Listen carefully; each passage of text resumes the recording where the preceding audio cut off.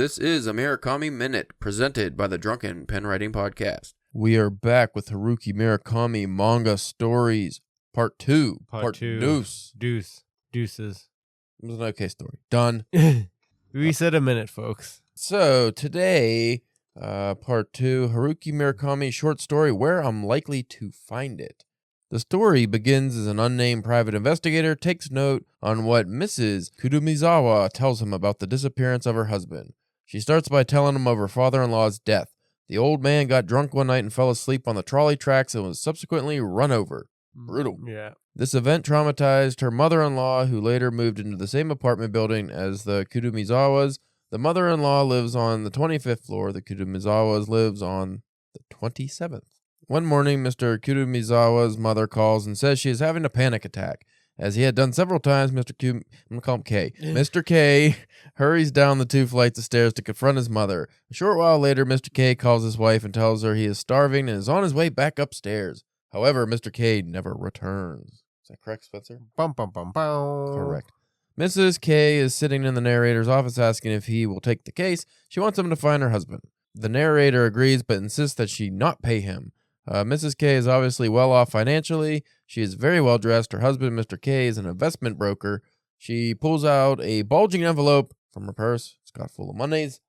Guy won't take the money. I didn't know this fucking synopsis was 10 pages long. It's the whole story. So Mr. K eventually takes the case. He refuses any kind of payment. For the next 30 days or so, he goes into this apartment building, and he's basically milling around the stairwell where there's like a lounge area.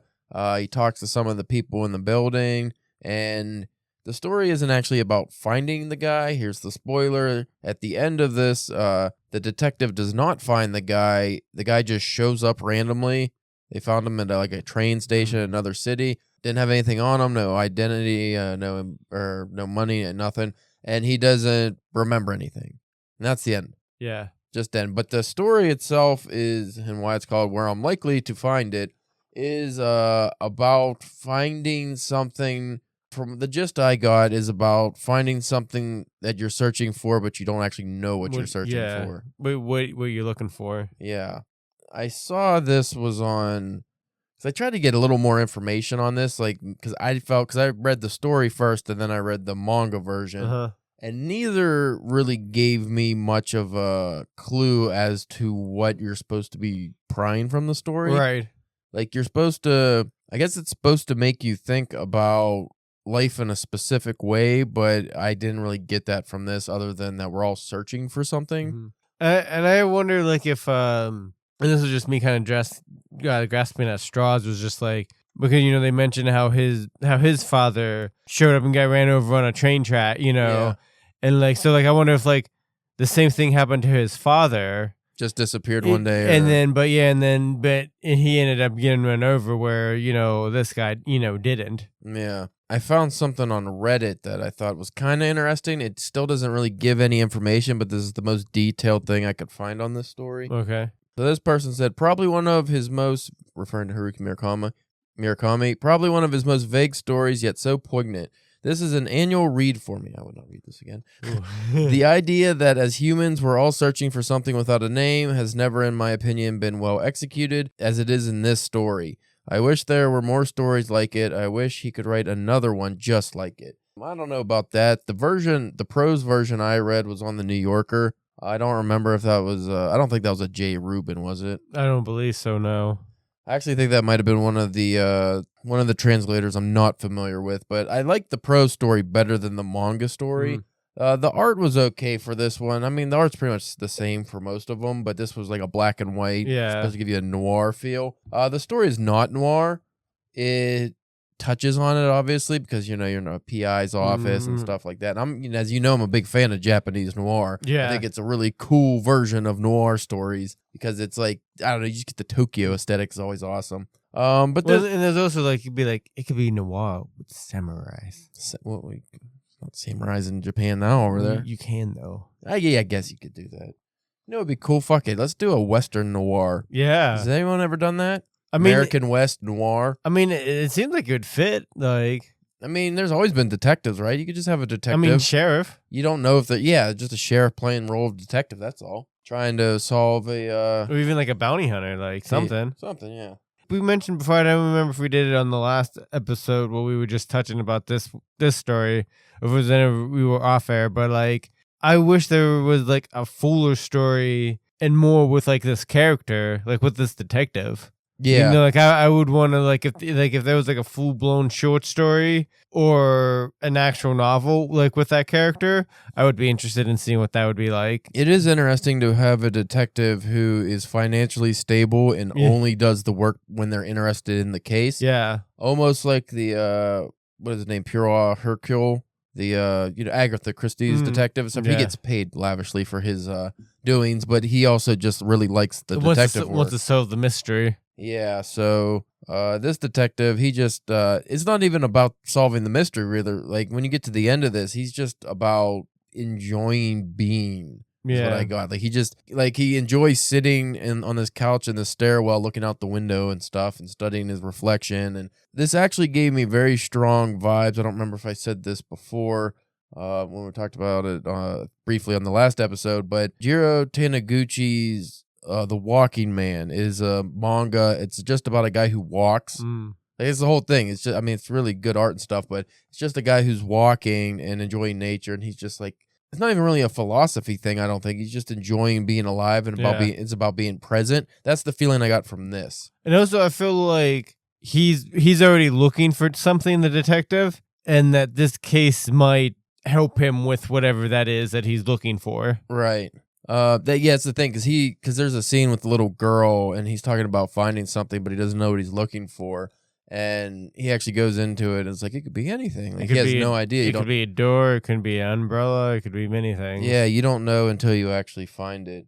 I thought the art on this one was, when people were complaining about like the scratchiness and stuff, like this one was definitely a lot, I wouldn't say uglier, but there's a lot more line work. But it's also cleaner though. Yeah, it is cleaner because since it's black and white, it doesn't have the same kind of shading. Yeah, like I feel like the Super Frog had more of grittier, that scratchier kind of stuff to it. Yeah, but the characters in this whole manga collection are all hideous. Yeah, well. Oh, so I did finally found out, I think, some relevant information last episode when we were trying to figure out the name of the illustrator. Okay. Because on the back, he is just PMGL. Well, if you look into... I didn't fucking lose it again, did I? I could have sworn I saw it in the fucking book. Are you kidding me? You got to be fucking kidding me. Where did I see the goddamn name again? It was Pierre. The guy's name is Pierre, so I'm assuming he's French. Where the fuck did I see this dickhead's name? And you know what? I'm calling him a dickhead because one of the complaints on this guy, or about the manga in general, as I discussed in the last episode, was the art. Mm-hmm. A lot of people were giving bad reviews for the art, and someone said the guy's a fucking ghost. You can't find him online. And they were like, that's why. Because he should be a goddamn shame for this art, and that's why you can't find him. It was harsh. I don't think it's that bad. No, it's not that bad. Jesus. Wow, man. I should take a picture of it. I don't think it was. I could have sworn it was the very back. Shit. Pierre. I know it's Pierre. I just saw it like today when I was looking this up. Sure you did, Caleb. There's got to be a name or something or author bio in here. Oh my god. You know what? Fuck that guy. Pierre. That's his name. He will forever be known as Pierre. You know what the sound of smoke in the air makes from a cigarette? Moku, moku, moku, moku. You know what it sounds like when it's lower going into the air? When somebody's holding it down by their knee? Huda, huda. Huda, huda. Let's go back to the on. I'm going to do this for every episode. Just the fucking weird onomatopoeias. The last one's got some doozies, by the way, with the big wave. Yeah. Yeah, that one's got some fun ones. I can't wait to read those. So this one for running is just so that actually works. That might be the funniest one. Is the moku, moku, moku, and the cigarettes. I don't think there was too much of that in this story. The guy puts his butt out. It goes giu giu. There's some zubas and batsus and and none of that makes. I don't even know what that's supposed to signify. The guy's not doing anything. Okay, so what was this one for? The phone ringing. Poo-doo, poo-doo, poo-doo, poo-doo, poo-doo. They love those P's, don't they? Maybe that's what phones sound like over there. They could. The fact that just a generic phone ring, like we know what it is, but think of it's like you see green and I see green, and we both agree it's green. Yeah. But that doesn't mean we're actually seeing the same color. Yeah. We have no idea if your green could be purple, right. or vice versa. We have no idea. So maybe we think that everyone just has the same or whatever you ringtone, old school rings, obviously not new ones. But perhaps Japanese phones go poo poo poo poo, just like the French ambulances go wah wah wah. Watch out! Watch out! Yeah, wee. I couldn't find any real significant quotes from this one. There was more in the prose version, obviously. I thought it was an enjoyable story. Like I said, it reminded me of that Walking Man, so I do, because I really like that manga. It put you in a relaxed state. So when I read it, it put me in a relaxed state. I did not like the manga version as much, but I will give the manga a 3 and the story a 3.5. That sounds about right, yeah. Fair? Yeah. Honestly, I think that's probably going to be, not to spoil anything, but the highest rated for you? That's going to probably be like the average for the story, for everything, I will go ahead and say the Seventh Man prose story was my favorite. I don't know if I want to say the manga was my least favorite, but I did not like the manga version at all because you lose so much. Oh, really? Because I felt like you didn't read the prose story yet. Not yet, no. So when you read the story, I think you'll probably really enjoy it like I did, because it's just more detailed and it's like closest to a really good Murakami story versus these other ones. But it is not the best manga because they just took a lot out. Yeah, they try to show it in the art. Like a lot of the story is in the details, and the details are just done in the art. But as we talked about, the art's not the best. Yeah. So I will leave that up to you to judge when we get to that episode. But yeah, where I'm likely to find it, it's a solid read. Like I said, you can read it on the New Yorker for free. You only get one click. Right. Yeah. So make it worthwhile and read the thing in one go or so, or screen. I don't know if you can screenshot those or not. That's a really long screenshot. He just keeps screenshot. That'd fucking be terrible. But I guess we can't give the review for the whole collection just yet, but I will say I probably will get the second volume just because we could keep this going. Yeah. Because I like reading Murakami, but maybe I have turned a little cynical because we had Obregon on talking about he just his influence got to me. Yeah, he showed you all the warts that you weren't accustomed to. I think more so because a lot of those I was already getting before we talked to him about that. And you can check out that episode. It was a Murakami Minute special. I don't remember what that episode name was, but Nick Obregon was on that one. I think it was the last one though before this, right? Most likely. And that was a standalone episode. That was not a series. My issue with Murakami, I think, is actually just due to age and having read much better work. Like we've talked about before, where people, like say Stephen King, they grow out of Stephen King. Not even necessarily because of an age thing, though. As you get older, you do start to maybe understand the Murakami plain middle-aged white or just whatever middle-aged guy narrator. You might be able to understand him more, at least from our perspective. But you don't have that youthful eye going into these stories anymore. So they read a lot different probably than if you read these when you're like 15, 20 and you're not that sophisticated yet in your literature.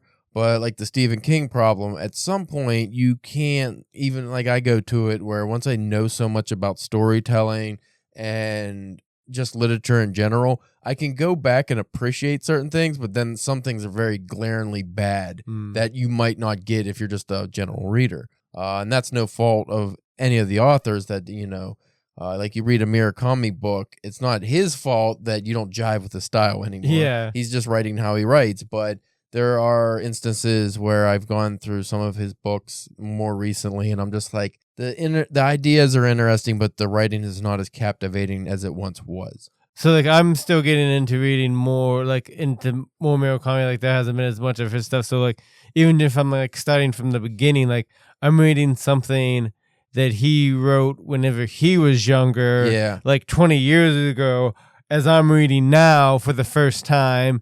And then there's also that, like on the other side of that is like when you talk about like growing out of like a Stephen King or somebody like that. And I don't think a lot of people think of this when it comes to like their creators for whatever medium it is. It's just like as you grow, the people who make the stuff grow too. Yeah. So when it comes to like your shows and your movies, and it's like, oh man, this guy used to be so good. Like, this guy was a good writer. This guy was a good director. Like, what happened? Be like, he got old. Yeah, like, you know what it I mean? happens. And like, sometimes you don't like you just don't have it anymore for a certain point, or maybe not as much as to what you or maybe or what people might think, or because they've been around for so long, they're like, I want to do some different shit. Yeah. Like, even like like Kevin Smith has got some shit from that. Like, you know, they make fun of him for never doing anything outside of his fucking like weird stoner comedies, but then whenever he tries to do something like a Red State or something like Tusk or something, They where shit on it, and then like, oh, what the fuck? Why is he doing? Like, you know what I mean? So it's weird. Like the creators grow like as the audience grows.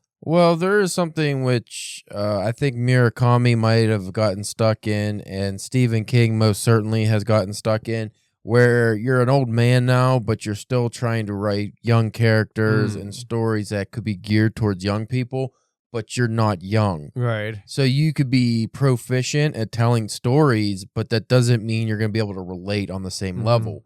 Now, if you look at like a Cormac McCarthy, he never did that. Reason why all his works are considered masterpieces and never had a bad book is because he just wrote literature that he wanted to put into the world. He didn't care if the audience read it at all. Yeah. It was just about, you know, like we weren't big fans of Blood Meridian, obviously, but the people who love Blood Meridian really love Blood Meridian. They love that thing. Yeah, so when you get to a certain age, you can either grow as an artist and try new things, or you could do the James Patterson tried and true, but you risk going very stale, obviously. Murakami, from my understanding, has gone stale. But what I think my main problem with Murakami is, which is the opposite of you, I started with all his most fantastical works. Right. I started with his greatest, you know, quote unquote, best works and his most imagination heavy works. And like you know, I started with 1Q84, which is like his big crazy fucking book. And I read Kafka on the Shore and Wind Up Bird Chronicles. Those are all fantastical. Then as you've gotten into it, because we want to do short stories and stuff, I started reading the more mundane, slightly strange, but like I always say, my biggest complaint every time we do, it doesn't necessarily read like a Murakami. Yeah. You know, it's like, oh, it's like got elements, but it's not quite a Murakami. It's a stupid thing to say. Obviously, it's Murakami, but the problem is I'm reading his normal work now. And maybe I just didn't realize a lot of his work is normal, but that's not the popular stuff. Well, it'd be interesting because I remember you sent me something a few weeks ago. He has a new book coming out. Is it a book or is it another short story collection coming out soon? I think it was a short story collection. Oh, okay. Maybe. I wish he had another novel. I still didn't read Killing Commodore. That was his last novel. And I think that was like 2014. It's a big one. It's another like 800 pound or 800 probably 800 pager or something. But I will always implore people to read Murakami. But it definitely is one of those things where I can't even recommend a Murakami because I don't know what you would, you know, as a person would really appreciate. Yeah. Because obviously what I take away from books is different than what you take away. So my favorite is like Kafka on the Shore, but that's very metaphorical, and you might not like that much because it's kind of confusing. Like it just might not, it's more poetic. Right. It might not be up your alley. Whereas 1Q84's got assassins and, you know, Wind Up Bird Chronicles got fucking guy getting flayed, like skinned alive. Like you got cool shit like that. So I can't wait till you get into the more mature Murakami reads, like when he was at the peak. Right. I think his peak was probably like 80s and early 90s. Then he kind of fell off because he got old. And I think another issue with Murakami that everyone complains about is he kind of writes the same story. Yeah. Like different story, but same elements. Like we've experienced this already where it's like, oh, jazz, cats, like